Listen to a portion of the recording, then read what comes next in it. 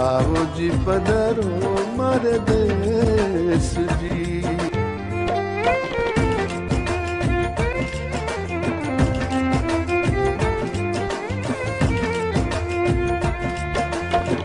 आओ जी पधारो मारे देश जी, आओ जी पधारो मारे देश जी, आओ जी पधारो मारे देश जी, आओ जी पधारो मारे देश जी।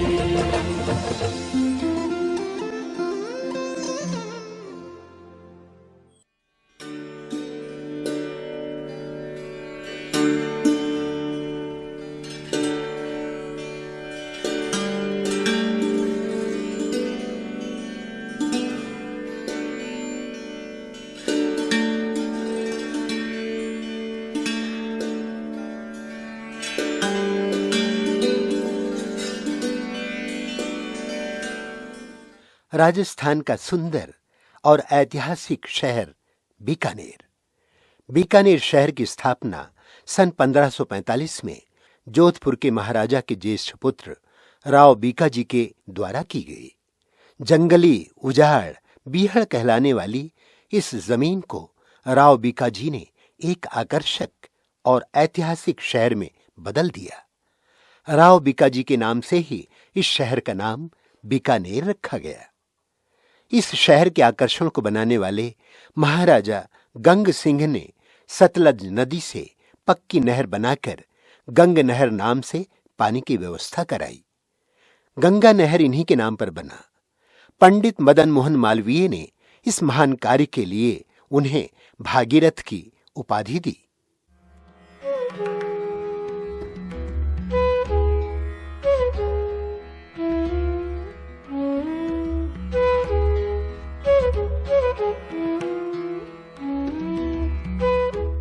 राजस्थान की इस मरुभूमि बीकानेर शहर के प्रजापिता ब्रह्मा कुमारी ईश्वरीय विश्वविद्यालय की मुख्य संचालिका के रूप में आदरणीय कमल दीदी जी निमित्त हैं।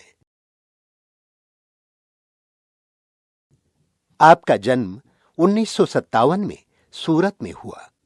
बचपन से ही धार्मिक विचारों से भरपूर दीदी समाज कल्याण की बातों में विशेष रुचि रखती थीं। यही सेवा भाव एवं धार्मिक भावनाएं आपको 1970 में ब्रह्मा कुमारी ईश्वरीय विश्वविद्यालय के संपर्क में लाई। इस ईश्वरीय ज्ञान के तार्किक सिद्धांतों ने आपको अत्यंत प्रभावित किया और 1973 से आपने स्वयं को संपूर्ण रूप से ईश्वरीय सेवा में समर्पित कर दिया। तब से आप सूरत, भरूच, वलसाड़, दिल्ली आदि अनेकों स्थानों पर ईश्वरीय ज्ञान का प्रचार प्रसार करती हुई 1986 में बीकानेर की इस ऐतिहासिक धरती पर आपका आना हुआ। सच कहा है, ये कदम अब मेरी मर्जी से कहीं न चलेंगे, तू जहां ले चलेगा अब वहीं बस चलेंगे, अब वहीं बस चलेंगे।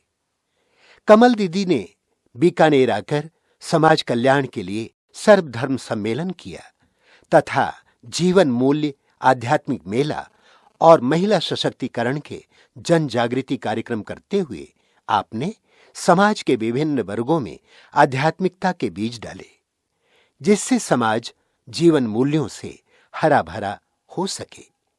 मन करता है पंछी बनकर गगन से ऊपर उड़ जाऊं, मन करता है पंछी बनकर गगन से ऊपर उड़ जाऊं, छोड़ यहाँ के रास रंग, बस हर पल तेरे गुण गाऊं, बस हर पल तेरे गुण गाऊं। वर्तमान समय आपके नेतृत्व में 23 सेवा केंद्र और 35 गीता पाठशालाओं में 4000 से भी अधिक विद्यार्थी इस ईश्वरीय ज्ञान का अनुसरण कर रहे हैं और अपने जीवन को महान बना रहे हैं। ओम शांति। मुझ आत्मा का दिल सदा यही गाता रहता है, धन्य धन्य हो गए हम जो हम प्रभु को भा गए, गा रही है जिंदगी काम उनके आ गए। सन 1970 सूरत की बात थी। दिसंबर का मास था और मैं स्कूल एजुकेशन ले रही थी, छोटी आयु थी। एक दिन पिताजी के साथ किसी संबंधी से मिलने जा रही थी। उनका मकान आने से पहले ही एक बोर्ड लगा हुआ था जिस पर मेरी नजरें टिक गई। लिखा हुआ था प्रजापिता ब्रह्मा कुमारी ईश्वरीय विश्वविद्यालय। रेड लाइट थी, अगरबत्ती की खुशबू आ रही थी। मैं अचानक ही वहाँ एक मिनट के लिए रुक गई। मैंने मेरे पिताजी से कहा कि शायद यह कोई गर्ल्स कॉलेज है और कितना अच्छा वातावरण है, आप इनका पता कीजिए कि ये किस प्रकार यहाँ एडमिशन हो सकता है। उस समय पिताजी ने कहा कि आज तो शाम हो गई है, कभी मैं आते जाते यहाँ का पता करूँगा। उसके बाद बात कुछ आई गई हो गई। कुछ ही दिनों में अचानक लोकल न्यूज़पेपर में आया कि आज ब्रह्मा कुमारी केंद्र पर गीता ज्ञान विषय पर सायंकाल प्रवचन होगा।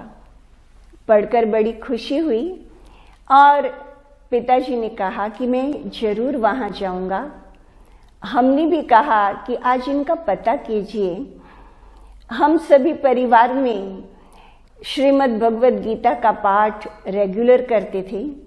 यह एक नियम बना हुआ था कि गीता का अध्याय पढ़े बगैर हम कभी भोजन नहीं करते थे। हम सभी वल्लभाचारी वैष्णव कुल के थे, तो श्री कृष्ण का पूजन करना ये नित्य का नियम था। सभी की बहुत श्रद्धा और भावना थी। संध्या पूजन के समय हम इकट्ठे बैठकर रोज सोचते थे कि कहा जाता है कि जब कलयुग का अंत आता है तो भगवान कल की अवतार लेते हैं। सोचते थे कहीं ऐसा न हो कि भगवान आए और हमें पता भी न चले। सचमुच हम सभी के आंखों में आंसू तक आ जाते थे और सभी भाव विभोर हो जाया करते थे। तो जैसे ही यह पढ़ने में आया कि गीता ज्ञान पर प्रवचन, तो मेरे पिताजी उस दिन वहाँ गए और प्रवचन उन्हें बहुत अच्छा लगा। उसके बाद वो एक सप्ताह तक सप्ताह कोर्स करते रहे और आकर हमें सुनाते थे कि बहुत अच्छी बातें हैं, परंतु मैं सारी बात समझकर आपको नहीं समझा सकता हूँ। और वहाँ बहनें कहती हैं कि आप अपने परिवार को भी यहाँ लेकर के आइए। तो मेरी माताजी और हम सभी एक रविवार को वहाँ केंद्र पर गए। बहुत अच्छा लगा। ज्ञान जैसे ही सुनते थे कोई प्रश्न नहीं उठा और आत्मसात होता गया होता गया होता गया। इस प्रकार शिव बाबा के घर में आना हुआ और हमारा भाग्य चमक गया, यही मैं तो कहूँगी। उसके बाद की बात है कि एक बार सेवा केंद्र पर कन्याओं के लिए विशेष योग तपस्या भट्टी रखी गई। मैं भी उसमें जाती रही। वह योग तपस्या भट्टी जब पूर्ण हुई तो हमारी टीचर उस समय लता बहन थी। उन्होंने कहा क्यों नहीं हम सभी कन्याएं मधुबन में जाकर अव्यक्त बाप दादा से मुलाकात करें। सब तैयार हो गए, बड़ी खुशी हुई और हम मधुबन पहुंचे। मधुबन पहुंचे, अव्यक्त बाप दादा से पहली मुलाकात पांडव भवन के बाबा के रूम में हुई और बाबा ने एक एक से बातचीत की।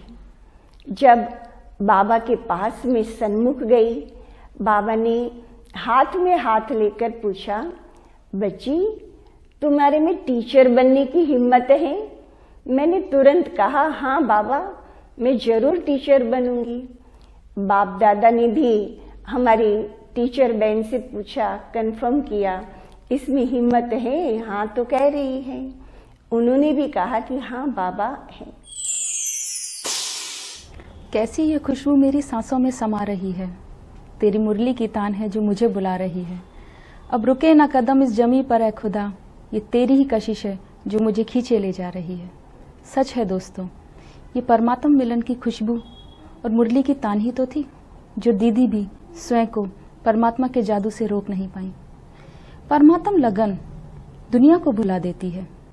जब स्वयं भाग्य विधाता हमारा बाहें पसारे इंतजार करते हैं तो कुछ खुशनसीब आत्माएं स्वयं को इस लौकिकता की बेड़ियों से मुक्त कर परमात्मा की बाहों में समाने लगती हैं।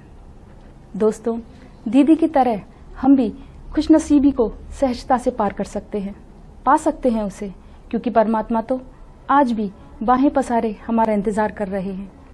अब देरी बस हमारे हाथ बढ़ाने की है।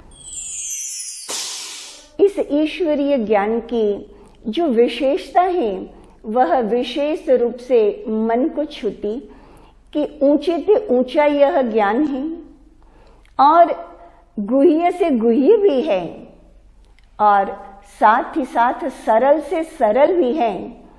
ऐसी विशेषता और किसी भी ज्ञान की मुझे नहीं नजर आती थी और इसीलिए ईश्वरीय ज्ञान को सुनना और सुनाना, योग करना और कराना बहुत अच्छा लगता था।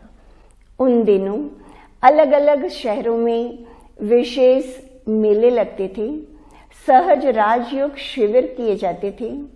मैंने भी यह योग शिविर को सीखा और जगह जगह जाकर के योग शिविर कराती थी।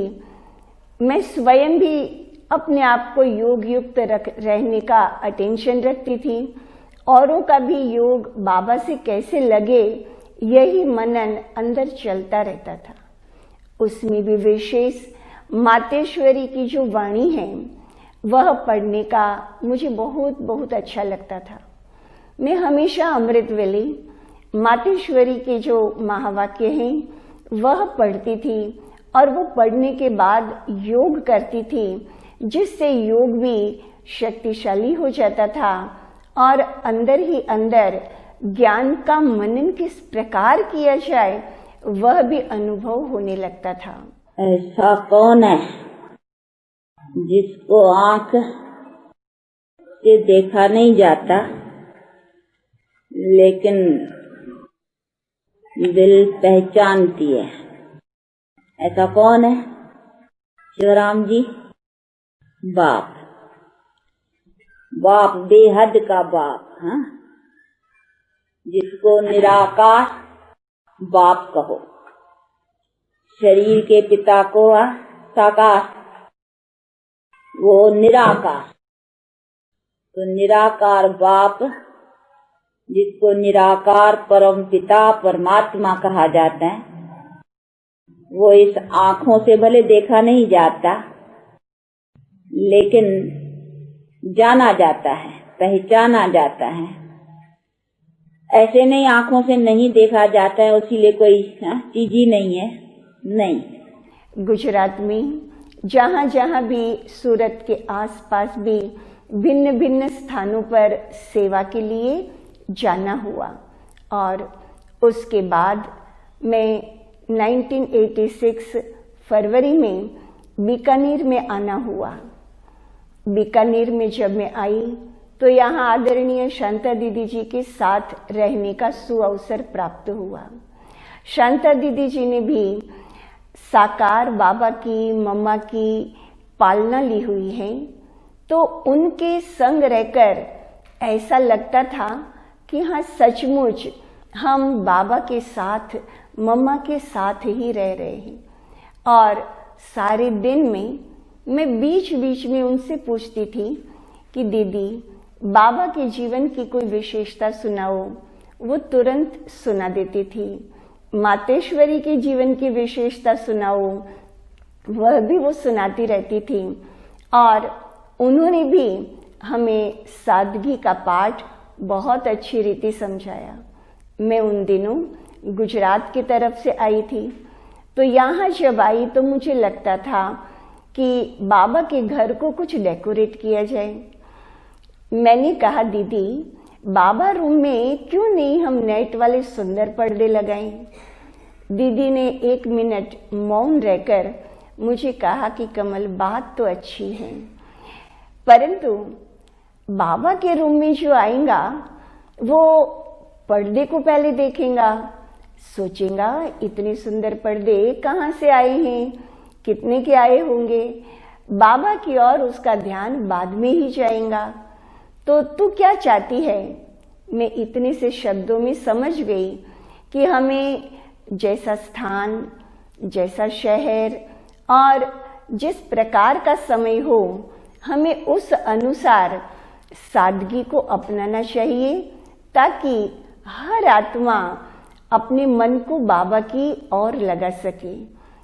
इसके अलावा शांता दीदी जी भी प्रतिदिन जब क्लासेस कराती थी तो एक बार की बात मुझे सदा याद रहती है। दीदी ने कहा कि देवताओं के आगे जाकर हर भक्त क्या कहता है कि हे प्रभु जी, मेरे अवगुण चित्त नहीं धरना। यानी वो आत्मा यही चाहती है कि मेरा इष्ट देव मेरे अवगुणों को भुला दे। तो हम सभी अभी क्या बनने का पुरुषार्थ कर रहे हैं? हम भी अपने आप को मनुष्य से देवता बना रहे हैं। तो हमें किसी के भी अवगुण को चित्त पर नहीं रखना है।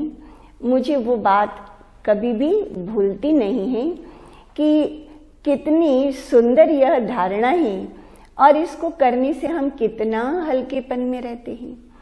इस प्रकार दीदी से भी बहुत कुछ सीखा। मधुबन में जाते दादी प्रकाश मणि जी ने भी बहुत कुछ सिखाया और बहुत बहुत दिल से अपनेपन का एहसास कराया। जब भी मैं जाती थी दादी खुश खैराफत तो पूछती ही थी। इसके अलावा जब दादी के पास मैं सुबह सुबह गुड मॉर्निंग करने जाती थी तो दादी के रूम में जो भी कोई आता था, यज्ञ के जो बड़े भाई बहन, सबसे दादी परिचित कराती थी और ऐसा एहसास होता था कि दादी जैसे कि माँ की तरह हमें अपने आप को आगे बढ़ना सिखा रही हैं। यज्ञ की हर बात बताती थी। इस प्रकार सभी दादियों से, दीदियों से जो पालना मिली, वह पालना ने ही जीवन को ऐसा श्रृंगार किया। मैं स्वयं भी बाबा का ये महावाक्य कि बच्चे जो मोल्ड करेगा वही गोल्ड बनेगा, मुझे सदा यह याद रहता है। अगर हम अपने आप को कदम कदम पर एक एक संकल्प में मोल्ड करते जाएंगे तो हम गोल्ड बनते जाएंगे और हमारे जीवन का लक्ष्य भी यही है। तो इससे मुझे बहुत शक्ति मिलती रहती और अपने को परिवर्तन करना, अपने विचारों को परिवर्तन करना भी बहुत इससे सहज हो गया। इस प्रकार यह जीवन के अंदर बाबा के कुछ महावाक्यों को अगर हम अंडरलाइन कर लेते हैं तो सदा आगे बढ़ते रहते हैं। साथ ही साथ जब मैं बीकानेर आई तो बाबा से मैंने संदेशी के द्वारा संदेश पूछा। मुझे लगता था कि यहाँ सेवा कैसे की जाए, तो बाबा से पूछा। बाबा ने एक बहुत सुंदर दृश्य दिखाया कि रेगिस्तान है, सूखी धरती है, एक बीज डाला, बहुत समय के बाद वह अंकुरित हुआ और उसमें से केवल एक पत्ता निकला। फिर बाबा ने कहा पानी डालते रहो, धैर्य रखना, और डालते रहे। फिर दूसरा पत्ता निकला। फिर उसके बाद धीरे धीरे वह वृक्ष बड़ा हुआ और हरा भरा हो गया। बाबा ने संदेश में कहा कि बच्ची, शुरुआत में समय लगेगा, परंतु लगातार का पानी देते रहना। जो भी आत्माएं संबंध संपर्क में आए, उनके साथ लगातार का, हमेशा का संपर्क बनाए रखना। मैंने भी इस बात को अंडरलाइन किया है कि जो भी आत्माएं हैं सभी को समय प्रति समय ज्ञान के द्वारा, योग के द्वारा उनको बाबा की स्मृति दिलाई जाए और उनको बाबा के परिवार के, बाबा के कर्तव्य के निकट लाया जाए, यही लक्ष्य रखती हूँ। जो सहज है, सरल है, सत्य है, वह परमात्मा है, और जो समझ ही ना आए वह माया का जाल है। दोस्तों, ये जीवन जीना तो कितना सरल है ना, इसे कठिन तो हम लोगों ने बना दिया है। परमात्मा का साथ और हाथ जिन लोगों को प्राप्त हो जाता है, उनके लिए ये धरती एक घर आंगन और यहाँ के लोग एक सदस्य बन जाते हैं। दीदी को इस यात्रा के दौरान अपने बड़ों का भरपूर सहयोग मिला और इसीलिए वो अपनी इस यात्रा को बहुत ही सहज तरीके से पूर्ण कर पाई। आज हम अपने नेत्रों से एक ऐसे खरे सोने को देख पा रहे हैं जिन्होंने बीकानेर की इस रेगिस्तान भूमि पर न केवल बाबा के ज्ञान की लौ को जलाया, वरन इस ज्वाला को चारों दिशाओं में फैलाया भी। बीकानेर में भी मुझे था कि यहाँ ऐसी सेवाएं की जाए जो सब आत्माओं तक बाबा का संदेश जल्दी से जल्दी पहुंच जाए। तो उन दिनों में भिन्न भिन्न स्थानों पर यहाँ आध्यात्मिक मेले का आयोजन किया गया। साथ ही साथ मेले के दौरान हम भिन्न भिन्न वर्ग के लिए सेमिनार रखते रहे, जैसे महिलाओं के लिए, युवाओं के लिए, डॉक्टर्स के लिए, शिक्षाविद के लिए, और इस प्रकार सब वर्ग की आत्माओं को संदेश देने का पुरुषार्थ किया। ड्रामा अनुसार हमें सेवा केंद्र के लिए राज्य सरकार के द्वारा यह जमीन प्राप्त हुई और वहाँ बाबा का सुंदर नया भवन बना। मुझे यह खुशी थी कि यह एक ऐसा स्थान है जो सर्कल पर है और आने जाने वाले सब का ध्यान जाता है, तो क्यों नहीं यहाँ आध्यात्मिक संग्रहालय बनाया जाए। तो हमने ऐसा संग्रहालय बनाया ताकि आने वाले हर व्यक्ति को उसमें विद्यालय का उद्देश्य क्या है और हमारा ईश्वरीय ज्ञान क्या है, योग क्या है, और योग के द्वारा ही जीवन मूल्यों को हम पुनः अपने जीवन में स्थापित कर सकते हैं। इस थीम को लेकर जीवन मूल्य आध्यात्मिक आर्ट गैलरी बनाई गई, जिसका उद्घाटन स्वयं दादी प्रकाश मणि जी ने किया और उस समय यहाँ 9 बहनों का समर्पण समारोह भी किया गया। उस प्रोग्राम में स्वामी प्रकाशानंद जी भी पधारे और जनता को काफी इसका लाभ मिला। आज भी इस संग्रहालय को देखकर हर व्यक्ति को बाबा का संदेश और बाबा के ज्ञान की विशेषताएं सुनने को मिलती है। यह भी बहुत बहुत खुशी होती है कि बाबा ने किस प्रकार अपना कार्य संपन्न कराया है। इसके बाद यहाँ वैल्यू एजुकेशन सेंटर स्थापित किया गया, जिसमें हमारे भाई बहनों ने स्वयं भी लाभ लिया और उसके द्वारा सभी भाई बहनों के अंदर ईश्वरीय ज्ञान के प्रति गहराई और योग की अनुभूति की रुचि भी बढ़ गई। साथ ही साथ सभी को दिव्य गुणों को धारण करने का लक्ष्य भी विशेष रूप में मिलता रहा। इस प्रकार सभी आत्माएं अपने जीवन को ज्ञान से लाभान्वित करती रही हैं। बाबा हम बच्चों को हमेशा कहते हैं कि याद और सेवा का बैलेंस होना चाहिए। सेवा के साथ साथ हमें अपने जीवन को श्रेष्ठ बनाने के लिए बाबा की कुछ शिक्षाओं को ध्यान में रखना है। सेवा कार्य और सेवा केंद्र निर्विघ्न तभी रहते हैं कि जब हम अपने जीवन में एकता, प्रेम और दिव्यता, इस 3 सद्गुणों को धारण करते हैं। बाबा भी हमसे चाहते हैं कि हम इस 3 दिव्य गुणों को धारण करें और तभी हमारा यह यज्ञ का कार्य निर्विघ्न चलता है। उसके लिए दादियां भी हम सबको प्रेरित करती है। किस प्रकार हमारी दादियां मिलजुल करके एक मत होकर कार्य करती हैं। एक ने कही, दूसरे ने मानी, यही हम सदा देखते रहे हैं। और इस बारे में मेरे अपने व्यक्तिगत जीवन में एक विशेष बात याद रहती है।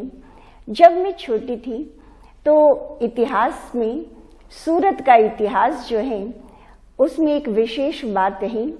सूरत पहले एक समय में बहुत बड़ा बंदरगाह था और यहाँ विदेश से भी लोग आते रहते थे। उन दिनों की बात है कि ईरान से कुछ पारसी लोग जो जरथोस्ती धर्म को अपनाते हैं, वह लोग आए और उन्होंने सूरत के राजा को कहा कि आप हमें यहाँ बसने के लिए स्थान दीजिए। सूरत के राजा ने उन्हें प्रत्युत्तर देने के लिए एक कटोरे को दूध से पूरा भर दिया और वह भेजा। संदेश यह था कि यहाँ इतने लोगों के लिए रहने की जगह ही नहीं है। परंतु ईरान के राजा ने उस दूध के कटोरे के अंदर चीनी डाल दी और वह वापस भेजा। साथ में यही संदेश कहा कि हम यहाँ इस प्रकार रहेंगे जो बिल्कुल एक होकर के हमारे द्वारा कोई भी प्रकार की अशांति या विघ्न नहीं आएगा। हम यहाँ ऐसे घुल मिल कर रहेंगे जैसे चीनी दूध में मिल जाती है, बिल्कुल किसी भी तरह से उसको अलग नहीं किया जा सकता है। सचमुच जब से मैंने वह सुना था और बाबा की बात को सुना, तब मुझे यह लगता था कि बाबा भी हमें यही कह रहे हैं कि जहाँ भी रहें हम ईश्वरीय परिवार में ऐसे रहे जैसे बिल्कुल एक होकर के। जरा भी हमारे मन में एक दूसरे के प्रति कोई मतभेद, कोई मनभेद बिल्कुल न हो और हमारे संस्कार, हमारे विचार, हमारी आदतें हमें बिल्कुल एक समान बनानी है। और ये एकता बाबा के यज्ञ को निर्विघ्न बना देती है और यही बात मुझे दिल में सदा रहती है। मैं आप सबसे भी यही कहूँगी कि हमें एक दूसरे के साथ अपने परिवार में, अपने संस्थान में, अपने कार्यक्षेत्र में इसी तरह से रहना होगा, तो हम स्वयं भी निर्विघ्न होंगे, हमारा कार्य भी निर्विघ्न रूप से चलता रहेगा और उसके लिए एक दूसरे की विशेषता को सदा देखते रहेंगे। ओम शांति। मित्रों, क्या जीवन को झांककर हमने कभी देखा है कितनी सच्चाई और ईमानदारी से हमने खुदा के इन अनमोल पलों को जिया है? कितनी दिव्यता से हमने उनकी धारणाओं को अपने जीवन में लाए हैं। दीदी की दी हुई इन 3 शिक्षाएं प्रेम, एकता और दिव्यता को अपने जीवन में उतारते हैं, धारण करते हैं, महसूस करते हैं और लोगों को कराते हैं। आइए दोस्तों, अब जीवन की जंग को समाप्त करते हैं, एक नए भारत का निर्माण करते हैं जहाँ ना कुछ तेरा हो ना मेरा हो, बस प्रभु का प्रभु को अर्पण करते हैं। दीदी का जो समझाने का तरीका है, दीदी का जो पुरुषार्थ करवाने का तरीका है, वो सामने वाली आत्मा को इतना अपील करता है कि दिल कहता है सेवा करूं तो तन संवर जाए, सिमरन करूं तो मन संवर जाए। दीदी, आपकी हर बात इतनी दिलकश है कि अमल करूं तो ये जीवन संवर जाए, ये जीवन संवर जाए, ये जीवन संवर जाए। दीदी के लिए मैं ये पंक्ति कहना चाहूँगी कि साधु ऐसा चाहिए जैसे सूप स्वभाव, सार सार को ग्रही रहे, थोथा दे उड़ाए। इस पंक्ति को साकार करते हैं हमारे दीदी जी। मन में जब अशांति होती है तो दीदी को देखते ही मन शांत हो जाता है, उनसे बात करने से तो और भी मन शांत हो जाता है। इतनी रेस्पॉन्सिबिलिटी होते हुए भी मैंने इनके चेहरे पे कभी भी टेंस थके हुए, उलझे हुए या चिड़चिड़े, ऐसा इनको मैंने कभी नहीं महसूस किया। कमल बहन जी ने इस रेगिस्तानी क्षेत्र के अंदर एक ज्ञान की गंगा बहाई, यह बीकानेर के लिए सौभाग्य की बात है। अंत में मैं यही कहूँगी, पारस के संग रहने से लोहा भी पारस बन जाता है। दीदी, आपके संग रहने से हमारा जीवन भी निखर जाता है।